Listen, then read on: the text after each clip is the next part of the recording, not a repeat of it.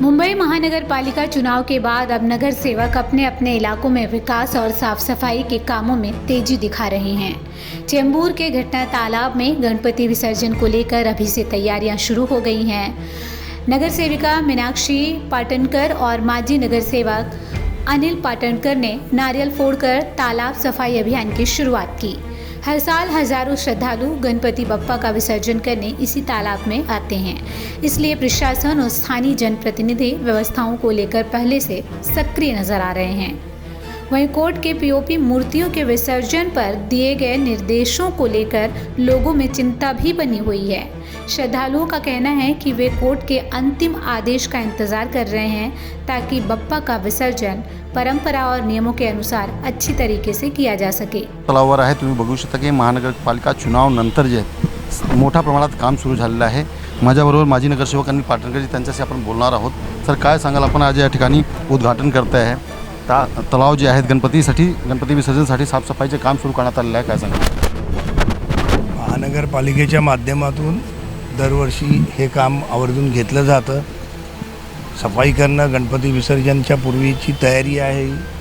तरी पण कोर्टाने मागच्या वर्षीपासून एकदमच कडक निर्णय केलेत की POPचे इथे प्लास्टर ऑफ पॅरिसचे गणपती इथे विसर्जन नाही करायची, त्यामुळे ते बाजूला कृत्रिम तलाव बनवत आहेत। आमचं म्हणणं होतं की ह्या तलावाला परवानगी द्यावी त्याने, कारण काय दरवर्षी हे साफ केलं जातं, पूर्ण पाणी काढलं जातं, JCBने पूर्णपणे ते खोदकाम केलं जातं आणि नॅचरल झरे आहेत, यामध्ये नॅचरल झरे आहेत।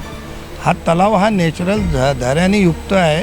पूर्वजपासूनचा एक पाटले गावाच्या बाहेर जसे गावांच्या बाहेर स्मशानं आणि तलाव हे समीकरणच असतं, तसं इथे स्मशानसुद्धा होतं पूर्वी, आणि आज इथे त्याच पद्धतीने हे तलाव आता गेली मागच्या बऱ्याच वर्षात काटलेग्राम आगरी समाजांच्या माध्यमातून हा तलाव जेव्हा जिवंत ठेवायचा आणि हे करायचं ठरवलं, माझ्या कारकिर्दीत नगरसेवकाच्या कारकिर्दीतसुद्धा या सगळ्या आपण जे बघताय पूर्णपणे तलावाची पार्श्वभूमी हे पूर्णपणे काम त्यावेळेच्या काळात आपण केलेलं आहे आणि महापालिकेच्या माध्यमातून इथे सफाई मोहीम राबवली जाते।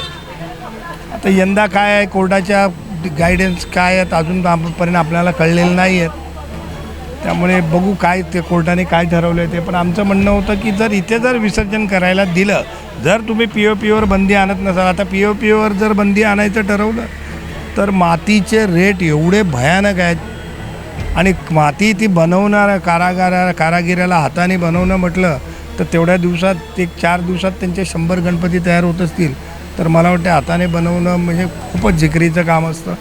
त्यामुळे काहीतरी निर्णय सरकारने, कारण आता हा चेंडू कोर्टाच्या दारात आहे, त्यामुळे कोर्टासमोर एखादी भूमिका ठेवून आणि हे जे तलाव असे मुंबईतले बरेचसे तलाव आहेत की जे पावसाळ्यापूर्वी चराई तलाव असेल, पावसाळ्यापूर्वी तो पूर्णपणे साफ केला जातो। ह्या तलावाचं तर तुम्ही बघा पूर्णपणे पाणी बाहेर सोडलं जातं आणि पावसाळ्यात येणारं नवीन पाणी पूर्णपणे खोदकाम केल्यानंतर नवीन पाणी होतं, त्यामुळे इथे द्यायला हरकत नाही।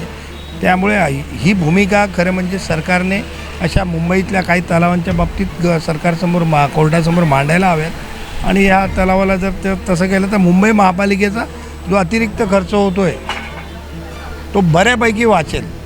कृत्रिम तलाव बनवायचा, पैसे तेवढे खर्च करायचे, मग ते गणपती जे असतात ते पुन्हा उचलायचे, ट्रान्सपोर्ट करायचं आणि मग ते परत त्याची विल्हेवाट लावतायत। रिसायकलिंगसाठी काय त्याचा उपयोग होतो आहे का माहिती नाही, का तेच परत समुद्रात नेऊन कॉन्ट्रॅक्टर टाकतायत।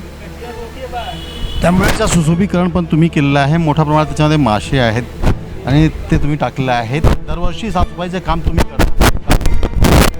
मी म्हटलं ना, आता मासे साफ करताना मासे बाजूला काढले जातात, काही मासे जिवंत राहतात, काही कारण गोडा पाणी आहे, त्यामुळे ते ठराविकच मासे मध्यंतरी समाजाच्या काही लोकांनी तिथे जिताडे वगैरे बगड असे वेगवेगळे प्रकार जे गोड्या पाण्यात जगणारे मासे जे तुम्हाला अलिबाग रायगड साईडला दिसतील ते मासेसुद्धा सोडले होते, म्हणजे जेणेकरून पाण्यामध्ये शेवाळी साचणार नाही। शेवाळी त्या माशांच्या माध्यमातून त्यांचं ते खाद्य तयार होतं आणि त्या प्रकारे ते त्याचं संवर्धन केलं जातं।